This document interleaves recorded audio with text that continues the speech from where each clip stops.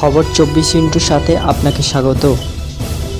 নতুন নতুন খবর জানার জন্য আমাদের চ্যানেলে চোখ রাখুন। সকাল থেকেই টলিপাড়ার অন্দরে খুশির হাওয়া। দাদা সাহেব ফালকে পুরস্কার পাচ্ছেন অভিনেতা মিঠুন চক্রবর্তী। সপ্তাহের শুরুতে এমন একটা সুখবর পেয়ে খুশির হাওয়া স্টুডিও পাড়ায়। নিজেদের আনন্দের কথা একে একে এক সংবাদ মাধ্যমের সঙ্গে ভাগ করে নিয়েছেন প্রসেনজিৎ চট্টোপাধ্যায়, ঋতুপর্ণা সেনগুপ্ত থেকে পরমব্রত চট্টোপাধ্যায় সহ আরও অনেকে। 30শে অক্টোবর প্রসেনজিতের জন্মদিন, আর বিশেষ দিনের সকালে এই সুখবর। স্বাভাবিকভাবেই আরও খুশি অভিনেতা।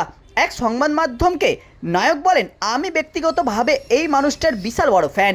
যে ডিস্কো ডান্সার থেকে তাহাদের কথা করতে পারে সে তো আমাদের কাছে অনুপ্রেরণা। আক্ষরিক অর্থে এই সম্মান পাওয়ার যোগ্য মিঠুন দা। এত বছর ধরে নিজের অভিনয়ের মাধ্যমে নিজের যে জায়গাটা তৈরি করেছেন তার জন্য আমরা গর্বিত।